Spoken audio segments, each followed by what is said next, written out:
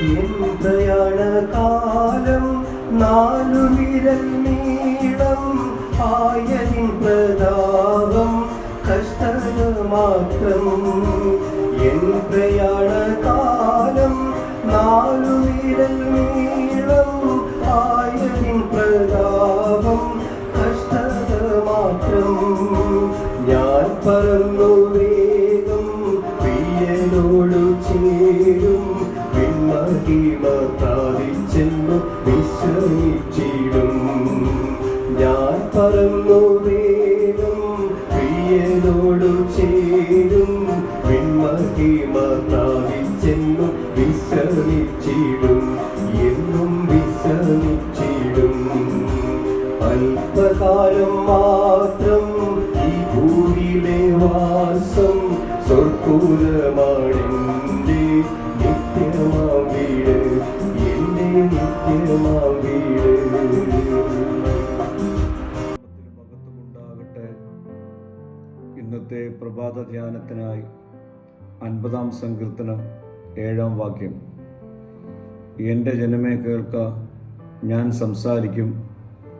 ഇസ്രയേലെ, ഞാൻ നിന്നോട് സാക്ഷീകരിക്കും. ദൈവമായി ഞാൻ നിന്റെ ദൈവമാകുന്നു. ഇന്ന് മനുഷ്യർ സംസാരിക്കുവാൻ കൂടുതൽ തയ്യാറാണ്. എന്നാൽ ദൈവത്തിൻ്റെ ശബ്ദം കേൾക്കുവാൻ സമയം കണ്ടെത്താറില്ല. ആത്മീയ ജീവിതത്തിൻ്റെ ആരംഭം കേൾവിയിലാണ്. ദൈവം തൻ്റെ ജനത്തെ വിളിക്കുന്നു. എൻ്റെ ജനമേ എന്നാണ് ദൈവത്തിൻ്റെ വിളി. ഇത് സ്നേഹത്തിൻ്റെ ഭാഷയാണ്. ദൈവം നമ്മെ ദാസന്മാരായി മാത്രമല്ല, തൻ്റെ സ്വന്തം ജനമായി കാണുന്നു. നാം എത്ര അകന്നു പോയാലും ദൈവത്തിൻ്റെ വിളി ഇന്നും നമ്മിലേക്ക് എത്തുന്നു.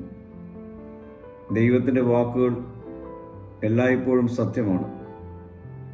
മനുഷ്യരുടെ അഭിപ്രായങ്ങൾ മാറാം, എന്നാൽ ദൈവത്തിൻ്റെ വചനം മാറുകയില്ല. ദൈവം നമ്മുടെ ഹൃദയം അന്വേഷിക്കുന്നവനാണ്. ദൈവം നമ്മെ ഉപേക്ഷിക്കുന്നവനല്ല. അവൻ ഇന്നും നമ്മോട് പറയുന്നത്, ഞാൻ നിന്റെ ദൈവം, ഞാൻ നിന്നെ അറിയുന്നു, ഞാൻ നിന്നെ നയിക്കും എന്നാകുന്നു. പ്രിയരെ, ദൈവത്തിൻ്റെ ശബ്ദം കേൾക്കുവാൻ ദിവസവും നമുക്ക് സമയം കണ്ടെത്താം. പുറം ഭക്തിയേക്കാൾ ഹൃദയ പരിവർത്തനത്തിന് നമുക്ക് പ്രാധാന്യം നൽകാം. ദിനംപ്രതി ദൈവത്തോടുള്ള ബന്ധത്തിൽ നമുക്ക് പുതുക്കം പ്രാപിക്കാം.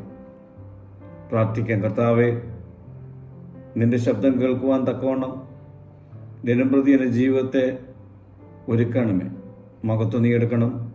യേശുവിൻ്റെ നാമത്തിൽ തന്നെ. ആമീൻ.